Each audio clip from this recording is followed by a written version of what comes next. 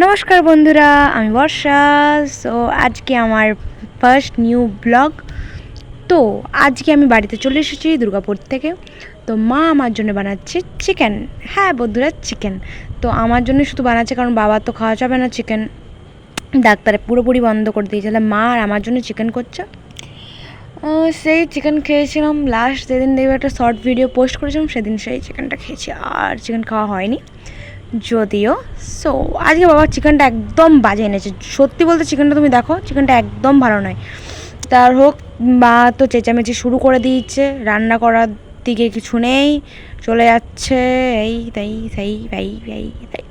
কী যে বলি, ব্লগে রেকর্ড করতে আমার এক ফোঁটা ভালো লাগে না, কি বলবো।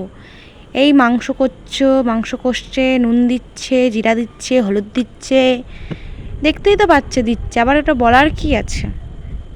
তাও বলি, আমি আস্তে আস্তে করে ভালো করে টমেটোগুলোকে কুচি কুচি কেটে করে ধুয়ে পর আমি নিজের নরম নরম তুলতুলে হাতে, এটা একটু বেশি গভীর হয়ে গেল না?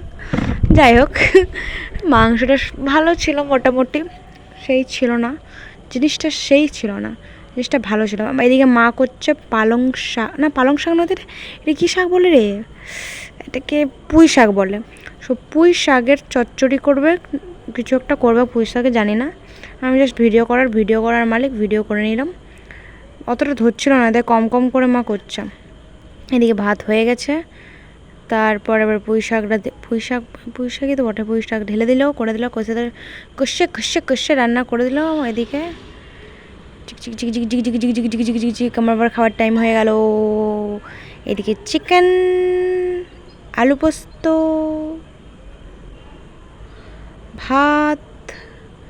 চিকেনটাকে আমি আস্তে আস্তে করে ধরলাম, ভাতে ছড়ালাম, দেব চিকেনটাকে আমি সাথে ভাতটা অল্প মাখিয়ে দেখলাম কেমন হয়েছে। আলু পোস্তটাকেও মাখালাম, মাখিয়ে চিকেনটা অল্প নিলাম। যদি ভিডিওটা ভালো লাগে থাকে, লাইক কমেন্ট সাবস্ক্রাইব একটু করে দিয়ে যান, তবে পরবর্তী ভিডিও পেয়ে যাবেন আপনি।